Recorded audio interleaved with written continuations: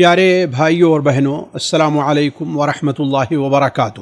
یہ قرآن مجید کے پاروں کا جو خلاصہ چل رہا ہے، یعنی ایک دن میں ایک پارے کا خلاصہ، آج اس کی یہ 8ویں کڑی ہے۔ یعنی آج ہم اور آپ 8ویں پارے سے متعلق یا 8ویں پارے کا خلاصہ ہم اور آپ سنتے ہیں۔ 8واں پارہ جسے ہم اور آپ لوگ اپنی زبان میں کہتے ہیں وَلَوْ أَنَّنَا نَزَّلْنَا کا پارہ، اس پارے کی ابتدا یہیں سے ہو رہی وَلَوْ أَنَّا نَزَّلْنَا عَلَيْهِمُ الْمَلَائِكَةَ أَوْ كَلَّمَهُمُ الْمَوْتَى وَحَشَرْنَا عَلَيْهِمْ كُلَّ شَيْءٍ۔ اس پارے کی ابتدائی آیات پچھلے پارے کا جو مضمون چل رہا تھا اسی کا ایک سلسلہ، یعنی امتداد اسی کی ایک سمجھے کہ سلسلہ چلا آ رہا ہے، جہاں اللہ تبارک و تعالی نے حقائق کونیہ کو سامنے رکھ کر کے اور یہ واضح کر کے کہ اب لوگوں کے سامنے اے محمد صلی اللہ علیہ وسلم آپ بصیرتیں لے کر کے آئے ہیں، بصیرتیں لے کر کے آئے ہیں، پھر بھی یہ نہ ہی اللہ تعالیٰ کی توحید کو ماننے کے لیے تیار ہیں، نہ آپ کی رسالت کو ماننے کے لیے تیار ہیں۔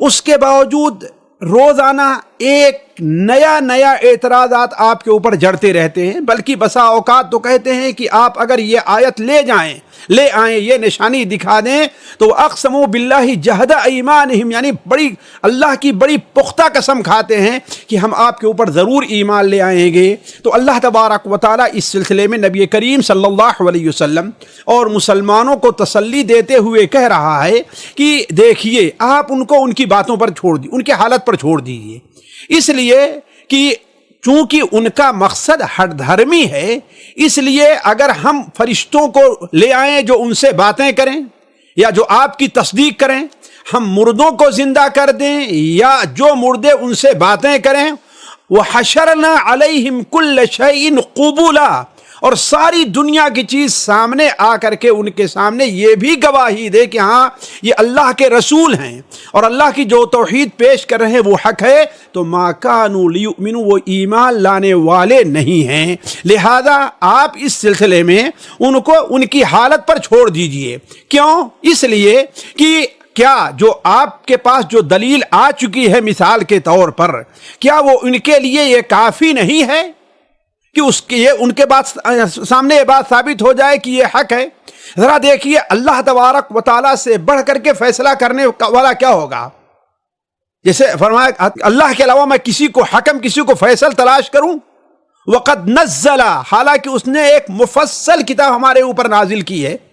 تو جو اللہ تعالیٰ نے ایک ایسی کتاب نازل کی ہے جو اللہ کی نازل کردہ ہے، اس کتاب کے اندر ایسی باتیں ہیں یا ایسا اسلوب ہے جس کو وہ چیلنج کرتے ہیں، جو اس قرآن چیلنج کرا لیکن وہ قبول نہیں کر پا رہے ہیں۔ تیسری بات یہ ہے کہ اس کتاب کے اندر ہر چیز بڑی تفصیل کے ساتھ، شرک کیا ہے، توحید کیا ہے، تمہاری گمراہیاں کیا ہیں، اللہ کے نیک بندوں کی صفات کیا ہوتی ہے، ساری بات بہت واضح کر کے بیان کر دی گئی ہے۔ چوتھی صفت قرآن مجید کی ہے کہ یہود و نصارہ اس کو حق مانتے ہیں کہ ہاں بھائی یہ اللہ تعالیٰ کی کتاب ہے اور ان کی کتابوں میں یہ چیز موجود ہے۔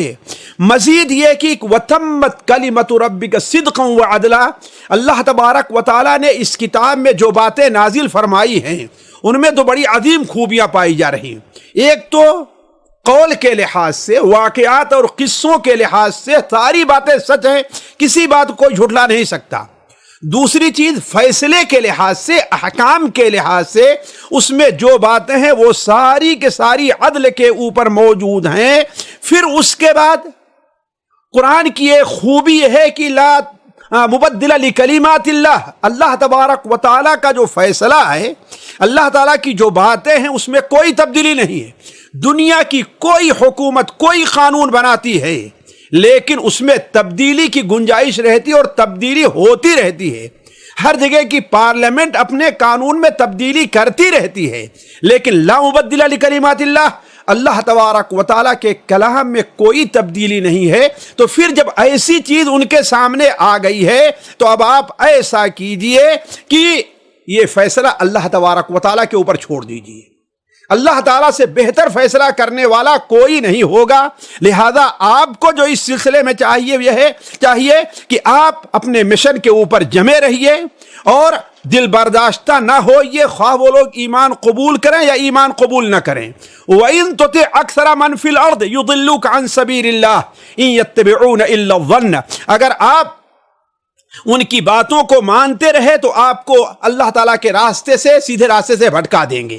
علی کل حال سلسلہ کلام یہی ان کے اوپر اعتراض کا، ان کی باتوں کا جواب کا اللہ تعالیٰ سلسلہ کلام چلا جا رہا ہے. جیسے کہ آپ پڑھتے جائیں، پھر اللہ تبارک و تعالیٰ نے 118 سے 120 آیات تک کلام کا رخ حلال اور حرام کی طرف پھیرا ہے. حالانکہ اب آپ کہیں گے کہ ہم نے کہا تھا کہ اس کتاب کے اندر، اس سورت کے اندر مسائل محکام نہیں ہیں، لیکن یہ وہ حلال اور حرام مسائل ہیں جن کا تعلق عقیدے سے گہرا ہے، اور جس کی وجہ سے ان کے اندر یعنی مکہ کے مشرکین میں عقیدے کی خرابی پیدا ہوئی تھی. ان کا ذکر بڑی تفصیل کے ساتھ اللہ تبارک و تعالیٰ نے کیا ہے. مثال کے طور پر جو جانور اللہ تبارک و تعالیٰ نے حلال کیا ہے، وہ اگر اللہ تعالیٰ کے نام ذبح کیا جائے تو اس کے کھانے میں مسلمانوں کو کوئی حرج نہیں ہونا چاہیے. البتہ جن جانوروں کو اللہ کا نام لے کر کے نہ ذبح کیا جائے، اسے قطعاً نہ کھایا جائے، اسے اللہ تعالیٰ نے فسق قرار دیا ہے. اسی ضمن میں سلسلہ کلام میں اللہ تبارک و تعالیٰ نے مسلمانوں کو اور مؤمنین کو چند قیمتی نصیحتیں فرمائی ہیں.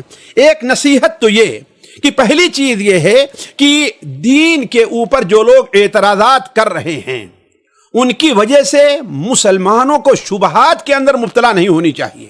دوسری چیز، ان کی طرف سے اعتراضات کی بنیاد پر اور اس سے خوف کھا کر کے ان پر عمل کو چھوڑ نہیں دینا چاہیے، بلکہ اگر ان کے اعتراضات سے ڈر کر کے کوئی آدمی دین کی کسی بات پر، مثال کے طور پر ان کا ایک اعتراض اس زمانے میں یہ بھی تھا کہ تم کہتے ہو کہ اگر تم اپنی چھری سے اللہ کا نام لے کر کسی جانور کو ذبح کرو تب تو وہ حلال ہے، اور مر جائے جسے اللہ تعالیٰ نے مارا ہے تو وہ حرام کیوں ہے؟ اس کو بھی تو اس کو بھی حلال ہونا چاہیے.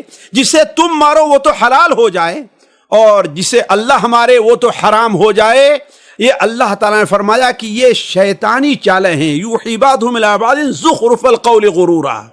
شیطان بعد اپنے اولیاء، اس کے چیلے جو ہیں، ان کی طرف بڑی مزین خوبصورت باتیں تکبر کی وجہ سے پیش کرتا ہے. وَإِنْ أَطَعْتُمُوهُمْ إِنَّكُمْ لَمُشْرِكُونَ. اگر تم ان باتوں پر ان کی اطاعت کرتے رہے تو گویا تم بھی مشرک مانے جاؤ گے. تو اس پر غور کریں، گویا کی کسی کے خوف سے، کسی کے ڈر سے کسی شرعی عمل کو چھوڑ دینا گویا یہ ایک قسم کا شرک ہے. اسی طریقے سے اللہ تبارک و تعالیٰ نے مسلمانوں کو ایک اور نصیحت فرمائی کہ وَذَرُوا ظَاهِرَ الْإِثْمِ وَبَاطِنَهُ. اے لوگو، حلال اور حرام صرف کھانے پینے تک محدود نہیں ہے. جیسا کہ ہمارے یہاں بہت سے لوگ خاص ایک چیز کو لیتے ہیں. مثال کے طور پر آج کل کسی نے مجھ سے کہا کہ ہمارے یہاں کچھ ایسے لوگ ہیں جو کہتے ہیں بھائی میں تو روزہ رکھ لوں گا لیکن میں مولوی نہیں بن پاؤں گا. نعوذ باللہ من ذالک. کیا معنی ہے؟ یعنی روزہ تو ہم نے رکھ لیا ہے لیکن اور جو پابندی ہوتی ہے کہ ہم کچھ بولیں نہیں، ہم فلمیں نہیں دیکھیں، ہم جو ہے غیبت نہ کریں، ہم چغلی نہ کریں، یعنی جو اور خرابیاں ہوتی ہیں ہم اس کو نہیں پورا کر سکتے. تو یہ چیز اللہ تعالیٰ ایسی ذہنیت پر طنز کرتے ہوئے اللہ تعالیٰ نے فرمایا کہ دیکھو، ایمان صرف یہی نہیں ہے کہ حرام چیزوں کو، حرام جو معقولات ہیں ان کو چھوڑ دو، ذبیحہ جو حرام ہے اس کو چھوڑ دو. اصل حرام اس کے علاوہ بھی ہے. وہ یہ کیا ہے کہ وَذَرُوا ظَاهِرَ الْإِثْمِ وَبَاطِنَهُ. صحیح ایمان یہ ہے کہ تم جتنے ظاہری قسم کے گناہ ہیں اور باطنی قسم کے گناہ ہیں جن کا تعلق تمہارے اپنے ذات سے ہے، جن کا تعلق تمہارے اور لوگوں کے درمیان سے ہے، ان تمام چیزوں کو چھوڑ دو. تیسری نصیحت اللہ تبارک و تعالی نے جو بڑی اہم کہی اور اس پر توجہ دینے کی ضرورت ہے. آپ صلی اللہ علیہ وسلم نے ایمان لانے والوں کو اور کفر کرنے والوں کو دونوں میں فرق کیا. ایمان لانے والا گویا کی زندہ ہے اور کفر کرنے والا گویا کی مردہ ہے. کیوں؟ جب جس طریقے سے مردہ کوئی اپنے فائدے کا کوئی کام نہیں کر سکتا، نہ اپنے سے نفع کی کوئی چیز دور کر سکتا ہے، ایک کافر بھی ہے اپنے فائدے کا کوئی کام اللہ کے عبادت نہیں کر رہا ہے۔ اسی طریقے سے اللہ تعالیٰ نے ایمان کو روشنی قرار دیا اور کفر کو تاریکی قرار دیا، یہ واضح کرنے کے لیے کہ مسلمانوں کو تم زندہ ہو اور ایسی ہی چیزوں کو اپناؤ جو ایک زندہ اپناتا ہے، یعنی اپنے فائدے کی چیزوں پر عمل کرتا ہے اور ضرر کی جو چیزیں ہوتی ہیں اسے چھوڑ دیتا ہے۔ او من کان میتا فاحییناہ وجعلنا لہ نورا۔ اسی طریقے سے اللہ تعالیٰ نے ایک اور اہل ایمان کو ایک تنبیہ کی کہ اہل ایمان کی نشانی کیا ہے، اہل ایمان کی علامت کیا ہے۔ اہل ایمان کی نشانی یہ ہے کہ ان کا دل کشادہ ہوتا ہے، کشادہ ہونے کا ظاہری کشادہ نہیں بلکہ ان میں احکام الہیہ کے قبول کرنے کی ان کے دل میں گنجائش ہوتی ہے، عبادت پر عمل کرنے کا ان کے دل میں حوصلہ ہوتا ہے، اور اللہ اور اس کے رسول کی بات کو پر انہیں شرح صدر حاصل ہوتا ہے۔ دل کے کشادہ ہونے کا یہ تین معنی ہے، اس کو سمجھنا چاہیے، یعنی اس پر اطمینان ہوتا ہے، شرح صدر ہوتا ہے، اس پر عمل کرنے کے لیے ان کے یہاں حوصلہ پایا جاتا ہے۔ تو یہ چیزیں اللہ تعالیٰ نے اہل ایمان کو بتائی کہ تمہارے اندر یہ ہونی چاہیے، اور اللہ نے تم کو یہ عطا کیا ہے۔ جیسا اللہ تعالیٰ فرماتا ہے فَمَن يُرِدِ اللَّهُ أَن يَهْدِيَهُ يَشْرَحْ صَدْرَهُ الْإِسْلَامَ وَمَن يُرِدْ أَن يُضِلَّهُ يَجْعَلْ صَدْرَهُ ضَيِّقًا حَرَجًا كَأَنَّمَا يَصْعَدُ فِي السَّمَاءِ۔ اس کے بعد ساتھیو اللہ تبارک و تعالیٰ نے 126 آیت سے لے کر کے 132 تک رسول کی تعلیم قبول کرنے والے اور اس سے اعراض کرنے والوں کا انجام بہت کھل کر کے بیان کیا ہے۔ میں نے یہ بات کہی تھی کہ یہ سورت جو ہے مکہ مکرمہ میں نازل ہونے والی بالکل یعنی آخری مرحلے کی صورتیں ہیں، جبکہ ایمان اور کفر کی، ایمان توحید اور شرک کی کشمکش بہت زوروں پر تھی، اور اللہ تبارک و تعالیٰ نے اب ایسا اسلوب اختیار کیا تھا کہ گویا اب مسلمانوں اور کافروں کے درمیان میں ایک فیصلہ کن باتیں کرنی ہیں۔ تو اللہ تبارک و تعالیٰ نے جہاں پر ان کا انجام بیان فرمایا، وہیں پر اعراض کرنے والوں کا بھی انجام بیان فرمایا۔ چنانچہ اللہ تعالیٰ اہل ایمان کا انجام بیان کرتے ہوئے فرماتا ہے لہم دار السلام عند ربہم وہو ولیہم بما کانوا یعملون۔ ان کے عمل ہی کے نتیجے سے، ان کی توحید کی وجہ سے، ان کی عبادت کی وجہ سے اللہ تعالیٰ نے انہیں دار السلام کا مقام دیا ہے۔ السلام جانتے ہیں ایک سلامتی، دوسرے سلام اللہ کا نام ہے، اللہ کا گھر یعنی جنت، اللہ نے انہیں جنت دی ہے، اور کیا ہے وَهُوَ وَلِيُّهُمْ، وہ ان کا ولی اور دوست ہے، وہ ان کا ساتھی ہے۔ البتہ گمراہ جو لوگ تھے، خواہ وہ کسی بھی شکل کے اندر پائے جائیں، اللہ تعالیٰ نے ان کا انجام بیان کرتے ہوئے یہ بیان فرمایا ہے کہ قال النار مثواکم، یعنی وہ دن خود باہم اولاً جہاں پر ہوں گے وہ ایک دوسرے سے لڑتے رہیں گے، وہاں پر آپس میں ایک دوسرے سے، اور قیامت کے دن کی ہولناکی اور خاص طور پر کفار کے لیے، فساق کے لیے اور باطل لوگوں کے لیے ایک یہ ہے کہ وہاں پر دونوں گروہ آپس میں دنیا میں تو بڑے محبوب تھے، ایک دوسرے کے بڑے ساتھی تھے، لیکن قیامت کے دن ایک دوسرے کے مخالف ہو جائیں گے، ایک دوسرے پر تہمتیں اور الزام لگائیں گے۔ ایسے جب حشر کے میدان میں اور جہنم میں وہ ایک دوسرے پر الزام لگاتے رہیں گے، چنانچہ ان کے پیشرو اور سردار جب پیشرو اور سرداروں سے جب ان کے پیچھے چلنے والے، ان کی تابع داری کرنے والے لوگ کہیں گے ہم تمہاری وجہ سے گمراہ ہوئے، وہ کہیں گے ہماری وجہ سے تم گمراہ کیوں ہوئے، آپس میں اختلاف ہوگا، تو اللہ تعالیٰ فرمائے گا کہ یہاں اب بکواس بند کرو، ہر ایک کو اس کے عمل کا نتیجہ ملنے والا ہے۔ النار مثواکم خالدین فیہا، جہنم تمہارا ٹھکانہ ہے جس میں تم لوگ ہمیشہ ہمیشہ رہو گے۔ اس کے بعد اللہ تبارک و تعالی نے ایک بڑی اصولی بات کہی ہے، جس جو اصولی کہی ہے، یا اللہ تبارک و تعالی کا قوموں کو ہلاک کرنے کے سلسلے میں اللہ تعالیٰ کا جو طریقہ رہا ہے وہ یہ ہے کہ اللہ تبارک و تعالی جب تک کسی قوم کے اوپر حجت نہیں قائم کر دیتا، جب تک اللہ تبارک اس قوم کے غافل لوگوں کے سامنے دلائل کو واضح نہیں کر دیتا ہے، اس وقت تک اللہ تبارک و تعالی کسی کو قوم کو ہلاک نہیں کرتا۔ چنانچہ اللہ تعالیٰ فرماتا ہے ذالک ان لم یکن ربک مہلک القری بظلم واہلھا غافلون، یعنی اگر غفلت میں ہیں اور وہ لوگ ہیں تو اللہ تبارک و تعالیٰ انہیں ہلاک نہیں کرتا۔ علی کل حال ساتھیو، یہ بڑی اہم باتیں اس پارے کے اندر یعنی خاص طور پر سورہ الانعام میں بیان کی گئی ہیں۔ اللہ تعالیٰ نے آیت نمبر 136 سے 140 تک عرب جاہلیت کی بے وقوفی اور ضلالت کا بڑا اہم نقشہ کھینچا ہے۔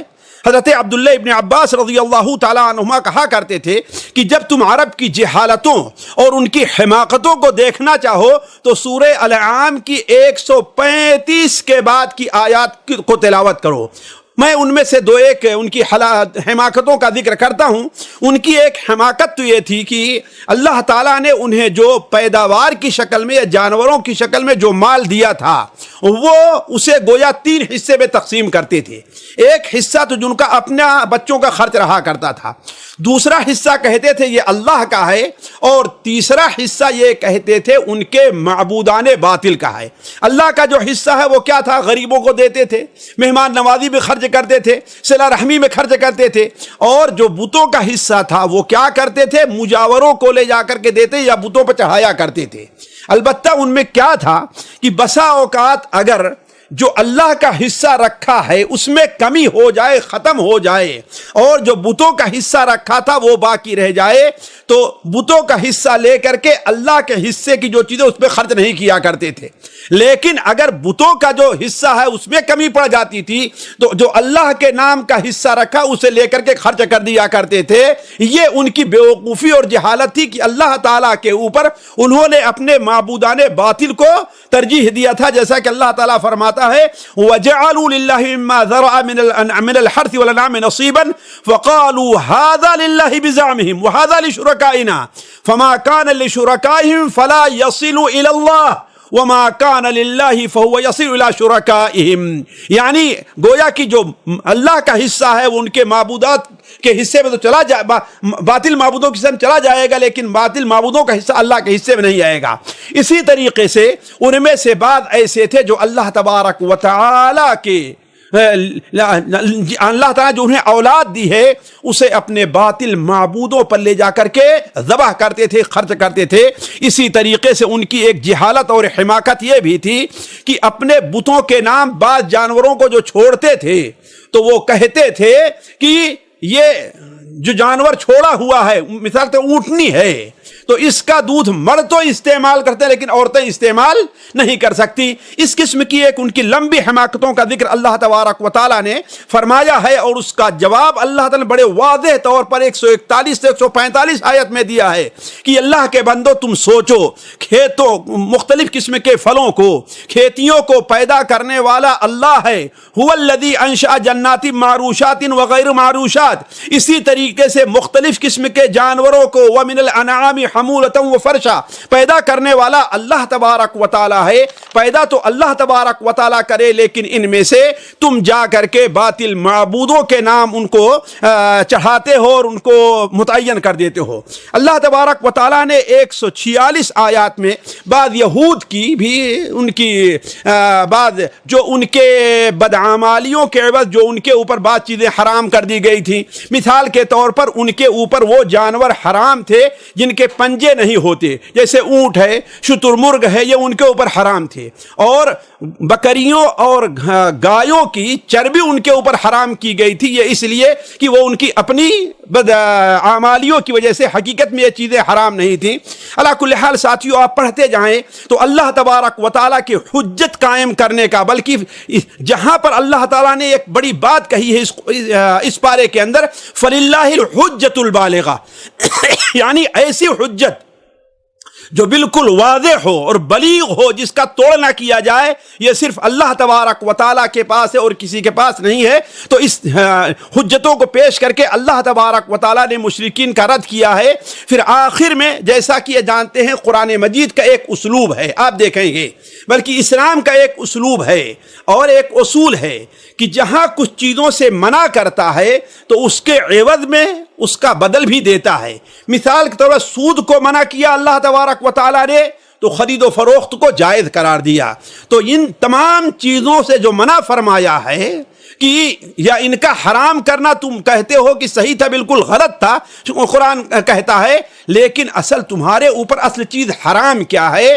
تو اللہ تبارک و تعالیٰ نے وہاں پر وہ 3-4 آیتوں کے اندر 10 ایسی چیزیں بتائی ہیں جسے علماء وصایا عشر کا نام دیتے ہیں۔ حضرت عبداللہ بن مسعود رضی اللہ تعالیٰ عنہ کا مشہور قول ہے، لیکن شاید مجھے یاد ہے کہ ان کی طرف صحیح سند سے یہ ثابت نہیں، لیکن علماء اس آیت کی تفسیر میں نقل کرتے آئے ہیں، وہ بیان کر فرماتے ہیں کہ جو شخص نبی کریم صلی اللہ علیہ وسلم کا ایک صحیفہ، ایک خطاب، ایک خط دیکھنا چاہے جس پر آپ کی مہر ہے، تو وہ ان آیات کو پڑھے۔ وہ کیا ہے؟ قُلْ تَعَالَوْا أَتْلُ مَا حَرَّمَ رَبُّكُمْ، آؤ میں تمہارے سامنے ان چیزوں کو بیان کرتا ہوں جو تمہارے رب نے تمہارے اوپر حرام کیا ہے۔ پھر 10 چیزوں کو گنایا ہے، شرک ہے، والدین کی نافرمانی ہے، بچوں کا قتل ہے، ناحق خون بہانا ہے، ظاہر و پوشیدہ طور پر فحش کا ارتکاب ہے۔ یعنی اس طریقے سے آپ پڑھتے جائیں اس آیت کو تو آپ کو وہ چیزیں معلوم ہوگی، بلکہ میں چاہوں گا کہ اس کا اہتمام کریں ہمارے ساتھی۔ علی کل حال اس طریقے سے اللہ تبارک و تعالیٰ نے اس سورت کے آخر میں اہل مکہ کو خصوصی طور پر مخاطب کر کے انہیں ایمان کی دعوت دی ہے، اور یہ متنبہ کیا ہے کہ یہ رسول تمہارے پاس حجت بن کر کے آیا ہے اور یہ کتاب لے کر کے آیا ہے۔ ان تقولوا یوم القیامت ما جاءنا، قیامت دن تمہیں یہ کہنے کا موقع نہ ملے کہ ہمارے پاس نہ کوئی کتاب آئی۔ یہود اور نصارہ کو کتاب دی گئی تھی لیکن ہمیں کتاب نہیں دی گئی، انہیں ڈرانے والا آیا تھا، ہمارے اوپر ڈرانے والا آیا نہیں تھا۔ اب اللہ تعالیٰ کی طرف سے تمہارے پاس کتاب آ گئی ہے، اب تمہیں کوئی یعنی یہ نہیں رہ جانا چاہیے کہ تمہارے اوپر کوئی تمہارے سامنے کوئی عذر ہے۔ اور آخر میں اللہ تبارک و تعالی نے مومنین کو کہا کہ ان تمام چیزوں سے ہٹ کر کے تم ملت ابراہیمی کی پابندی کرو، وہی تمہاری کامیابی کی راہ ہے۔ گویا کہ جس طریقے سے یہ سورت توحید کے اوپر شروع ہوئی تھی، آخر میں اسی پر شروع ہوتی ہے، اور آخر میں جو ایک آیت ہے میں چاہوں گا اس پر خصوصی توجہ دیں۔ اللہ تعالیٰ نے فرمایا کہ آپ کہیے ان صلاتی و نسکی و محیای و مماتی للہ رب العالمین، یعنی میری نماز، میرا رونا، میری نماز، میری قربانی، میرا مرنا اور میرا جینا سب کچھ اللہ رب العالمین کے لیے ہے۔ گویا کہ ایک مسلمان کے لیے اللہ نے ایک منہج بتا دیا ہے، ایک طریقہ بتا دیا ہے۔ وہ یہ کیا ہے؟ وہ زندہ ہے تو کس کے لیے زندہ ہے؟ اپنے پیٹ کے لیے نہیں، نماز کے لیے اور اللہ کے توحید کے لیے زندہ ہے۔ وہ اگر مرتا ہے تو کس کے لیے؟ کسی محبوبہ کے لیے نہیں، دنیا کی کسی مصیبت کے خوف سے نہیں، مرتا ہے کس کے لیے؟ تو اللہ تبارک و تعالیٰ کے لیے مرتا ہے۔ وہ نماز پڑھتا ہے تو کس کے لیے؟ رکوع کرتا ہے تو کس کے سامنے؟ سجدہ کرتا ہے کس کے سامنے؟ قربانی کرتا ہے، نذرانہ کرتا ہے، چڑھاوا چڑھاتا ہے تو کس کے لیے؟ سارا یہ کام اللہ رب العالمین کے لیے ہونا چاہیے۔ ساتھیو، یہ اس پارے کا آدھا تھا، یعنی نصف تھا، آدھا۔ پھر اس کے بعد دوسرے نصف سے، دوسرے جز سے اس پارے کے اللہ تبارک و تعالیٰ نے سورہ اعراف کی ابتدا کی ہے۔ یہ سورت بھی مکی ہے، جیسے کہ سورہ الانعام مکی تھی۔ یہ سورت مکی ہے اور مکہ مکرمہ میں نازل ہونے والی سورتوں میں شاید سب سے طویل سورت ہے، سب سے طویل سورت ہے شاید، واللہ عالم۔ لیکن اس میں کوئی شک نہیں کہ یہ بہت طویل ہے، تقریباً یہ 1.5 پارہ، یہ 1.5 پارہ سے زیادہ، بلکہ پونے یعنی 2.25 پارہ تک، نہیں 1.5 پارہ سے کچھ کم ہے، یعنی علی کل حال 2.25 پارہ یہ مستقل ایک لمبی سی سورت ہے، سورہ الاعراف جسے کہا گیا ہے۔ اس سورت کے اندر زیادہ تر اللہ تبارک و تعالیٰ نے 2 موضوع کو موضوع بحث بنایا ہے۔ ایک موضوع آخرت ہے اور دوسرا موضوع رسالت ہے۔ رسالت اور آخرت، ان دونوں باتوں کو ثابت کرنے کے لیے اللہ تبارک و تعالی نے بہت سے عقلی نقلی دلائل، بلکہ اس سورت کا بہت بڑا حصہ انبیاء کے قصے کے اوپر ہے، اور یہ واضح کرنے کے لیے کہ رسول کی رسالتوں کو جو مانتا ہے ان کا انجام کیا ہوگا، اور جو رسولوں کی رسالتوں کو جو نہیں مانتا اس کا انجام کیا ہوگا۔ پہلی آیت میں اللہ تبارک و تعالی نے نبی کریم صلی اللہ علیہ وسلم کو مخاطب کر کے یہ بیان فرمایا کہ یہ کتاب ہم نے آپ پر نازل فرمائی ہے، یہ مؤمنین کے لیے رحمت مومن کے سراپا نصیحت ہے، لہذا آپ اس کی تبلیغ کیجئے، اور آپ کو یہ خوف نہیں ہونا چاہیے کہ لوگ اسے قبول کریں گے کہ نہیں قبول کریں گے، بلکہ آپ کو صرف آپ کا منہج صرف یہ ہونا چاہیے کہ آپ لوگوں کو اس کی دعوت دیے جائیں۔ آگے مسلمانوں نے اللہ تعالیٰ نے مسلمانوں کو اس کتاب کے اتباع کی دعوت دی ہے، اتبعوا ما انزل الیکم من ربکم ولا تتبعوا من دونہ اولیاء۔ اللہ تعالیٰ نے تمہارے پاس یہ جو دلیل نازل کی ہے، یہ کتاب نازل کی ہے، اس کی اتباع کرو، اس کو مانو، اور اس کو چھوڑ کر کے دوسرے اولیاء کی اتباع نہ کرو، ورنہ اللہ تبارک و تعالیٰ کا عذاب ویسے تم پر بھی آئے گا جیسے کہ دوسری قوموں کے اوپر آیا ہے۔ وَكَم مِّن قَرْيَةٍ أَهْلَكْنَاهَا فَجَاءَهَا بَأْسُنَا بَيَاتًا أَوْ هُمْ قَائِلُونَ، جس طریقے سے اللہ تبارک و تعالیٰ نے اسے واضح فرمایا۔ اللہ تبارک و تعالیٰ نے اس آیت کے اس سورت کے اندر ابتدا ہی میں، جیسا کہ ہم نے کہا کہ یہ تو رسالت کا معاملہ تھا، آخرت کا معاملہ اس سورت کے فوراً بعد ہی فَلَنَسْأَلَنَّ الَّذِينَ أُرْسِلَ إِلَيْهِمْ وَلَنَسْأَلَنَّ الْمُرْسَلِينَ، یعنی ہم رسولوں سے ہی پوچھیں گے اور جن کی طرف رسول بھیجے گئے ان سے ہی پوچھیں گے۔ پھر اللہ تعالیٰ نے میزان کے رکھنے کا اور وہاں پر کامیاب ہوگا اور کون کامیاب نہیں ہوگا اس کا ذکر فرمایا ہے۔ اس سے بڑھ کر کے اللہ تبارک و تعالیٰ نے آیت نمبر 10 سے انسان کی تخلیق کا مقصد ان کے بابا آدم علیہ السلام کی تخلیق اور ان کی تکریم اور شیطان کی مخالفت کا ذکر فرمایا ہے، جس سے شاید دو طرف اشارہ ہے۔ ایک تو یہ ہے کہ انسان خیر البریہ ہے، اللہ تعالیٰ نے اسے ایک بڑا اونچا مقام دیا ہے۔ وَلَقَدْ خَلَقْنَاكُمْ ثُمَّ صَوَّرْنَاكُمْ ثُمَّ قُلْنَا لِلْمَلَائِكَةِ اسْجُدُوا لِآدَمَ، ہم نے، اللہ تعالیٰ فرماتا ہے، ہم نے ہی تمہارا ڈھانچہ بنایا، پھر اللہ نے تمہاری تصویر بنائی، پھر اللہ اس میں سور پھونکا، پھر اللہ تعالیٰ نے فرشتوں سے کہا کہ آدم کو سجدہ کرو۔ ذرا اذان کے جواب کے لیے تھوڑا سا توقف کرتے ہیں۔ اللہ اکبر۔ تو ساتھیوں، میں یہ کہہ رہا تھا کہ آدم علیہ السلام کا واقعہ اور ان کی تخلیق کا، اور جیسے اللہ نے فرشتوں کو حکم دیا کہ انہیں سجدہ کریں، تمام فرشتے سجدہ کیے، لیکن ابلیس نے سجدہ کرنے سے انکار کیا، تکبر سے کام لیا۔ پھر اللہ تبارک و تعالیٰ نے اسے رادِ درگاہ قرار دیا تو اس نے اللہ تعالیٰ سے مہلت مانگی۔ پھر اس مہلت کے موقع سے فائدہ اٹھا کر کے اس نے کہا کہ میں انسانوں کو ہر طریقے سے گمراہ کرتے رہوں گا، لَآتِيَنَّهُم مِّن بَيْنِ أَيْدِيهِمْ وَمِنْ خَلْفِهِمْ وَعَنْ أَيْمَانِهِمْ وَعَنْ شَمَائِلِهِمْ وَلَا تَجِدُ أَكْثَرَهُمْ شَاكِرِينَ، میں ان کے آگے سے بھی آؤں گا، ان کے پیچھے سے بھی آؤں گا، ان کے دائیں سے بھی آؤں گا، ان کے بائیں، ہر طریقے سے میں ان کو گمراہ کرنا چاہوں گا۔ علا کل حال اس نے اپنا یہ کام سچ دکھایا، حضرت آدم علیہ السلام کو اس نے بہکایا۔ حضرت آدم علیہ السلام اس کے بہکاوے میں آ گئے، کیونکہ وہ سیدھے آدمی تھے، وہ قسم کھانے لگا۔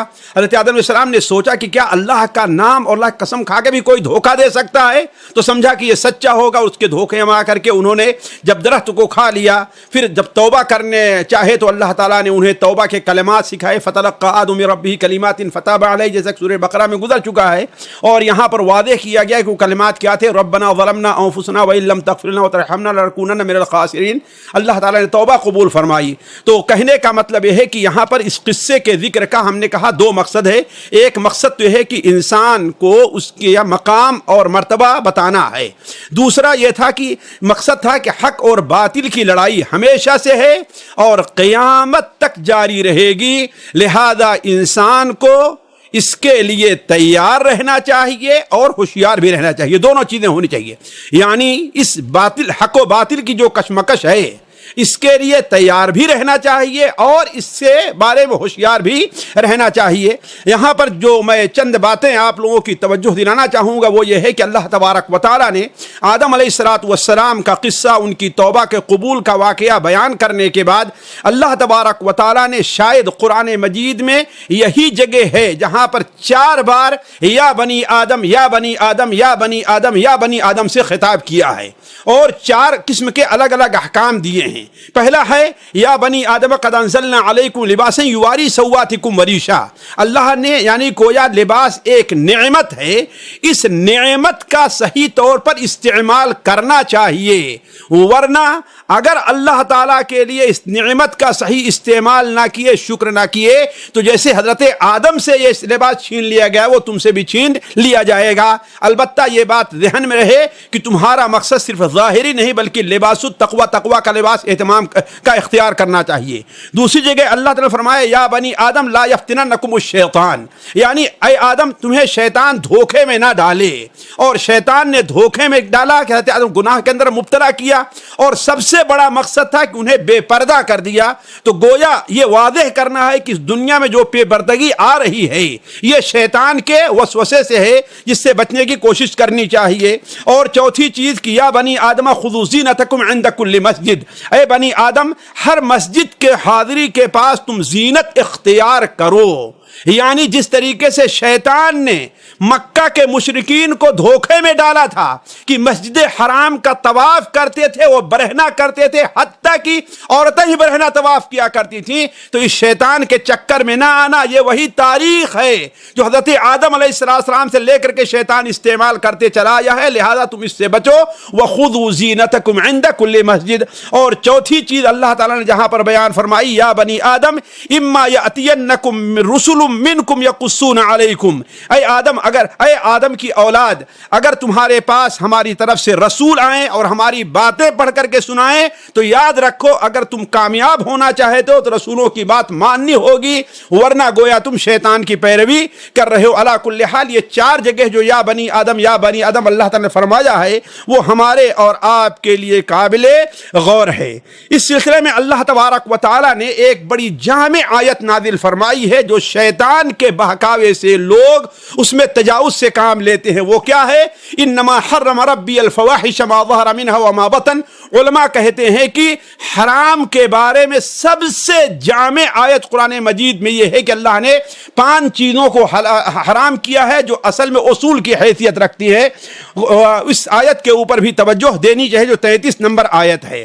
آیت نمبر 35 اور اس کے بعد سے اللہ تعالیٰ نے قیامت کی بعد ہولناکیوں کا ذکر کیا ہے کہ جو لوگ رسولوں کی بات کو نہیں مانتے، جیسا کہ ہم نے کہا اس سورت کا بنیادی مقصد آپ دیکھیں تو رسالت اور آخرت ہے، تو کیا آخرت کی ہولناکیوں کا ذکر کیا ہے۔ ان میں سے ایک ہولناکی کی طرف میں اشارہ کرتا ہوں، وہ یہ ہے کہ اس دنیا میں دیکھیے کہیں پر ہو 2 قسم کے لوگ رہتے ہیں۔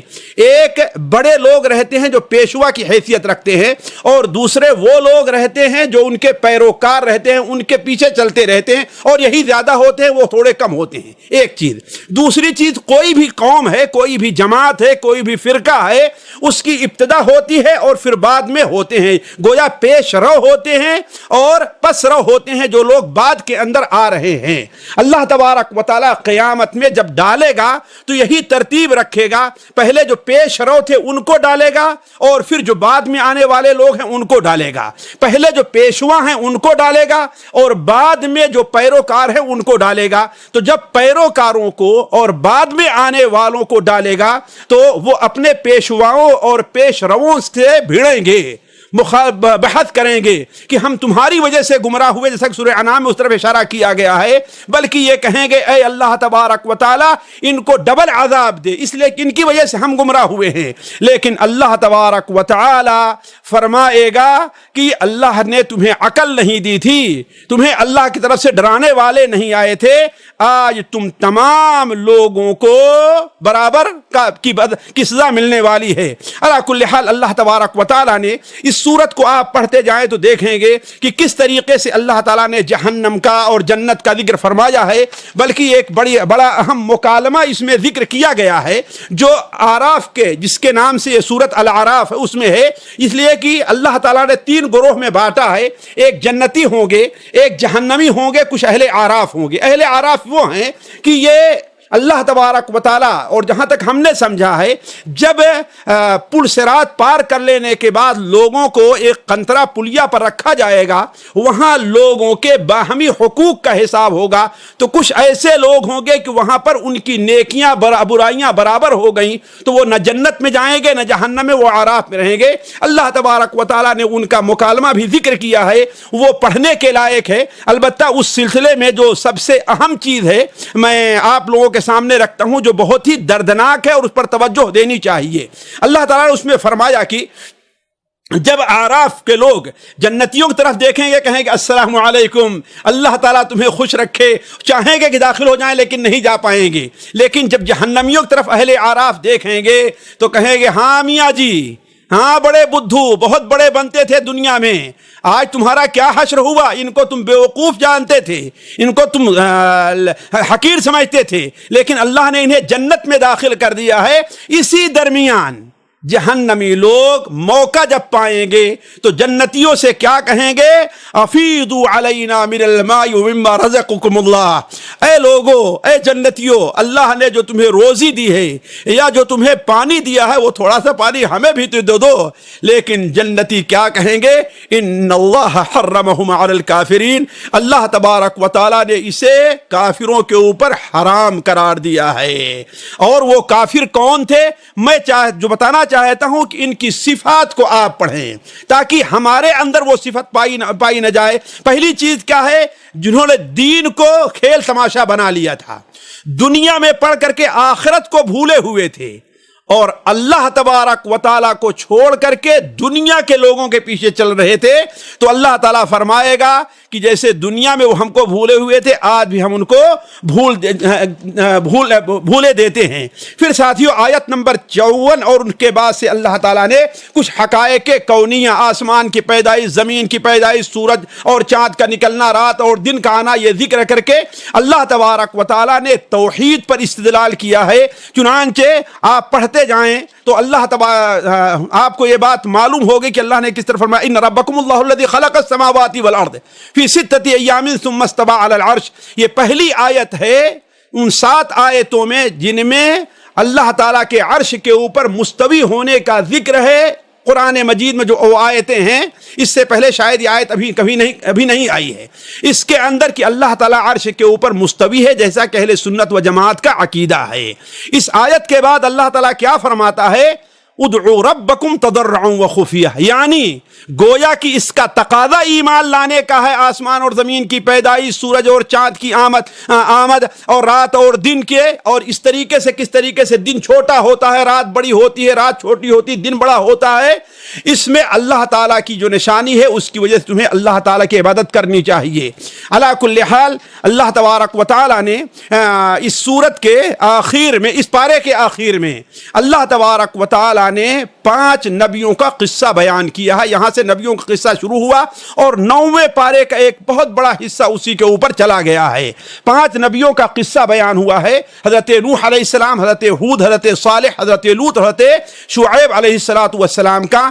ہمیں ان قصوں پر غور کرنا چاہیے اور توجہ دینی چاہیے۔ میں یہاں سے صرف 3 باتوں کی طرف اشارہ کرتا ہوں کہ ان قصوں کے ذکر کے سے متعلق ہمیں کیا توجہ دینی چاہیے۔ پہلی چیز یہ ہے ساتھیوں کہ نبیوں کے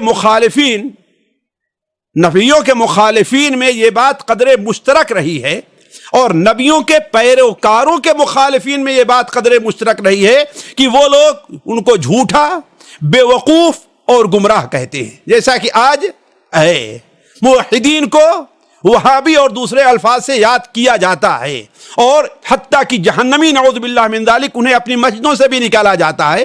تو نبیوں کے مخالفین اور نبیوں کے جو پیروکار ہیں ان کے مخالفین کا شیوہ ہمیشہ یہ رہا ہے کہ انہیں جھوٹا کہتے رہے، جیسا کہ ان قصوں کو پڑھیں تو معلوم ہوگا۔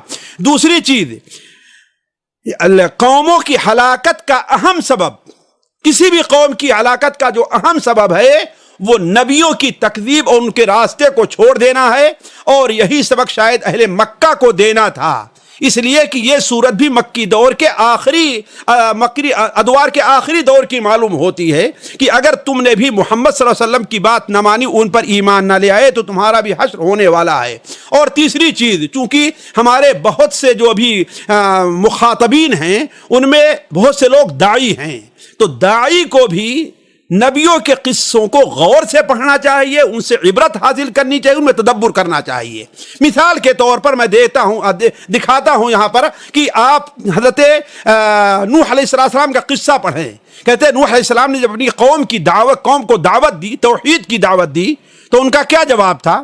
فقال الملأ من قومه انا لنراك في ضلال مبين۔ ان کی قوم کے جو سرکردہ لوگ تھے انہوں نے کیا کہا کہ ہم آپ کو کھلی گمراہی میں دیکھتے ہیں، نعوذ باللہ من ذالک۔ آج ہمیں کوئی کہے تو ہم کیا اس کا جواب دیں گے؟ ذرا سوچیں، ایک چھوٹا سا داعی کیا جواب دے گا، لیکن اللہ کا نبی کیا جواب دے رہا ہے، ذرا سوچیں۔ قال یا قوم لیس بی ضلالہ، یا قوم لیس بی ضلالہ، اے قوم یہ گمراہی نہیں ہے، ولکنی رسول من رب العالمین، میں اللہ کا رسول تمہاری طرف ہوں، ابلغکم رسالات ربی وانصح لکم وعالم من اللہ ما لا تعلمون۔ اے میری قوم کے لوگوں، میں تمہارا خیر خواہ ہوں، میں تمہیں وہی بات بتا رہا ہوں جس میں تمہاری بھلائی ہے۔ اسی طریقے سے حضرت ہود علیہ السلام کے ذکر میں اللہ تعالیٰ فرماتا ہے کہ جب انہوں نے اپنی قوم کو توحید کی دعوت دی اور کہا کہ اللہ کی عبادت کرو، اس کا تقوی اختیار کرو، تو ان کا کیا جواب تھا؟ قال المرء الذین کفروا من قومہ انا لنراک فی سفاہہ، نعوذ باللہ من ذلک۔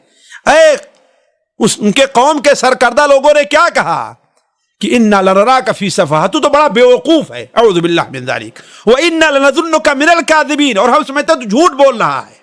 لیکن اللہ کا نبی یہ نہیں کہتا کہ تو مجھے بیوقوف کہہ رہا ہے، تو مجھے جھوٹا کہہ رہا ہے، تجھ سے بڑا جھوٹا کون ہوگا؟ نہیں، کیا جواب دیا؟ یا قوم لیس بی سفاہہ، اے قوم میرے اندر کوئی بے وقوفی نہیں ہے، میں سمجھدار آدمی ہوں، اور تم پہلے سے مانتے تھے کہ ہم سمجھدار آدمی ہیں۔